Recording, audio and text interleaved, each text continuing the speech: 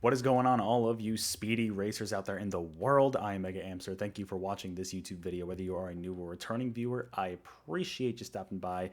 And SEGA uploaded just a few hours ago, as of this recording, a new trailer for Sonic Racing CrossWorlds focused on the competition aspect of the game. Now, I believe a lot of information is coming out of this game from Gamescom of 2025. This game is playable there. They have a whole big booth set up. And we just very recently heard about the Sonic and Pac-Man crossover that's going to be happening for this game, as well as Pac-Man World 2 Repack. So really cool. It's going both ways. But that's not the focus of today's reaction. This is only like a minute, 40-second long trailer going over competition stuff. But I believe there are some new elements hidden in it that we can take a quick look at. So without further ado, let's react to this in 3, 2, 1, go. Today we settle it. Who is the best racer between us? I'll do a bigger analysis of this later.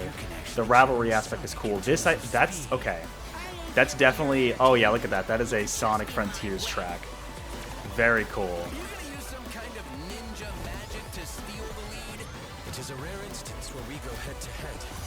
The song is a remix of I'm Here from Frontiers, I think, as well, right? The rivalry aspect is very cool.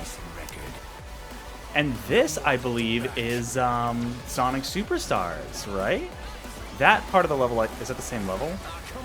This, okay, this is cool. Having the Void is really cool. Okay, Grand Prix, Time Trial, Race Park modes. I don't know exactly what that means, but that's cool. 4-player split screen. Love to see split screen still be here. Cross-platform matchmaking. Yeah, that's a big deal. Being able to play with anybody on all platforms. Yeah, that track looks awesome. What was that?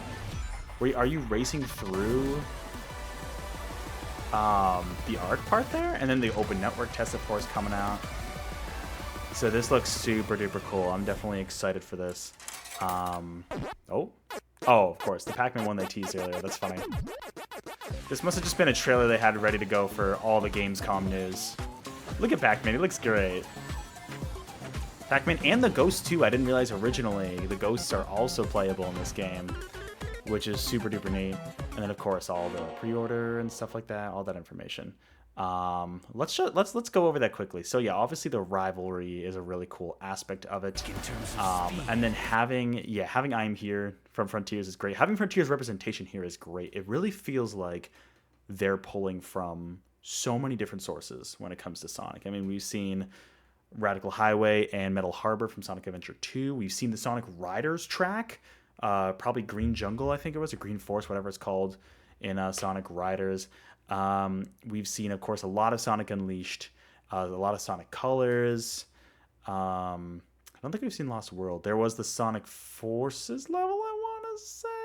Definitely correct me if I'm wrong about that. There's a lot of stuff being pulled from, but now we have confirmation of the more recent games. So that's probably what?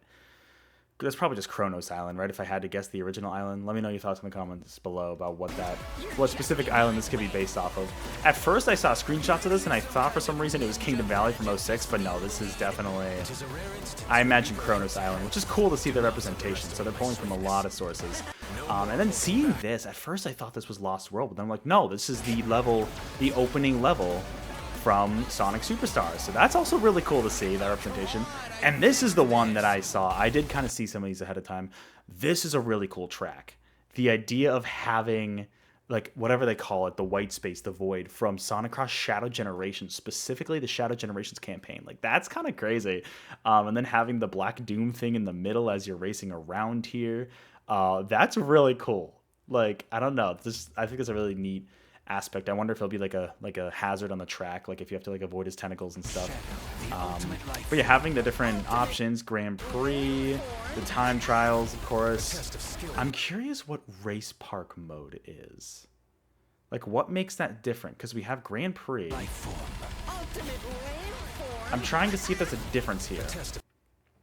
The UI, but then again, the UI, I feel like doesn't look any different than Grand Prix, because I know there are like different skills you can unlock and like the equipable items and stuff, but like, I don't know. Let me know in the comments below. Do we know what this Race Park mode is? Because I feel like whatever this was doesn't, it could just be normal races instead of Grand Prix. 4-player split screen, great to see that. And then, of course, cross-platform play. Really, really neat to have that. I feel like it'd be more limiting if you didn't do that. But yeah, these tracks look great. It looks like there are parts of, yeah, that's a part of the arc, which is really cool. I do want to look at that overview. Yeah, look at that. That's cool. And then a little bit of Radical Highway up there. It's really cool that they have all of these little references to the levels in Shadow Generations. Like, that's super duper neat. And then, of course, they announced the open network test for this game.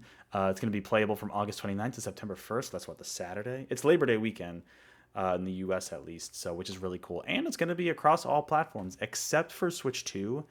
And I believe the reason for that is because the game is not launching on Switch 2 next month when the rest of these versions launch. It's going to be later on at some point. I think they said next year, I want to say. For that, but it's going to be a full physical version, so that'll be cool.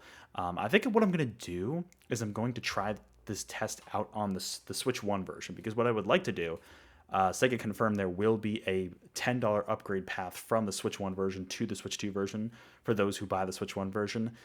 And to be honest, I'm not expecting that patch to be available until early 2026, but I still would like to have the physical, so I'm thinking about getting the Switch 1 version. And so this would be a good test to see if the Switch 1 version is like playable enough. I know it's not going to be ideal, but I'm willing to wait a few months for the upgrade path on the Switch 2 version. I really don't want to wait to get the physical on Switch 2. I want to be playing this game day one because I am super excited for it. But this will be a good opportunity for me to test that out. I would like to pick up the Switch version and have the physical. Now, what's interesting is they show the screenshot here, but that looks like the game key card banner, whereas they confirmed there's maybe it's a game key card upon. Maybe that's what it is. Let me know in the comments below for sure if you know. Maybe it's going to be a game key card at launch on September 25th. They did say, though, they have a Q&A in writing that says they will do a full physical version that is not game key card. So I'm a little interesting about that. The other thing about that, though, might mean that maybe the Switch 1 version maybe the upgrade path will be available right there. That'd be awesome. And maybe it's just the carts that's the issue and the delay there. But that'd be cool. I don't know. Definitely let me know if you have any clarification on that in the comments below. I'm going to be testing out the Switch 1 version and seeing. And, of course, the Pac-Man collaboration. It looks fun. It kind of looks like the opening level. You have the Pac-Man World 2 hub with the ghosts as well. And then there's like an arcade-inspired section here. Oh, cool. So you go like into the arcade, because in the game you have the arcade cabinet. This is really thoughtful. You have the arcade room in Pac-Man World 2, and so then you go into it and you go into the maze. That's so cool. That looks like a fun track. I really like that. And from what I saw, it looks like Pac-Man... Yeah, so based on the Season Pass, I imagine these are going to be released in this order. Because in the trailer from the other day from Gamescom, they mentioned that the Pac-Man content would be available. I think it was early 2026. Definitely correct me if I'm wrong about that. Even though they say release date to be announced. But that makes me think that it is in order, and that we'll get like the Minecraft characters and SpongeBob and Patrick this year when the game launches, and then Pac-Man, the characters, including the ghosts, which is really cool. I guess the ghosts are like one character, but they're separate skins you can swap, which is cool. I imagine that'll be maybe early 2026. And then, yeah, TMNT, an Avatar is kind of cool. And then there's still one more in that Season Pass that we don't know about. Maybe they'll do another Season Pass. And, of course, the pre-order Werehog bonus, the Digital Deluxe bonus. Yeah, this game is shaping up not only to be a really fun crossover with characters, with some wild characters. It's weird to see Nickelodeon take up 3 different slots here.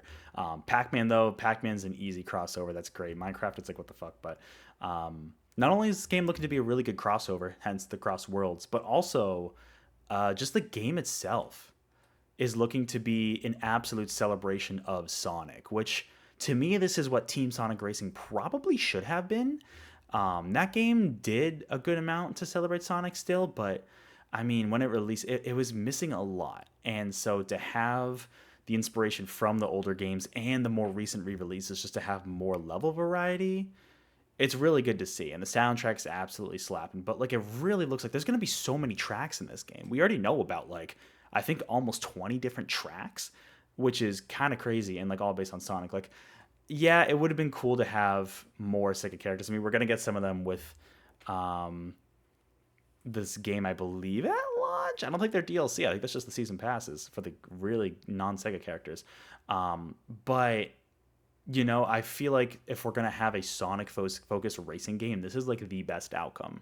Seems like they're really taking the chance to really celebrate Sonic's legacy. I hope we can see stages from more varied games, like even Lost World. I'd love to see some Sonic Heroes, the original Sonic adventure, maybe.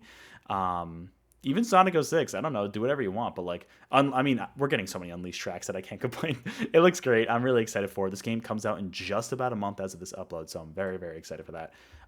But yeah, that's gonna do it for this reaction video. I know I turned this not even 2 minute trailer into a over 10-minute long reaction and discussion. So definitely, you know, I've kind of figured that would happen knowing me. But yeah, let me know your thoughts on this game in the comments below. Did this make you more excited? Are you excited for some of the crossovers and the different tracks we're going to see in this game? Definitely let me know in the comments below. Otherwise, I'll catch you all on the next video or live stream. And until then, keep going fast.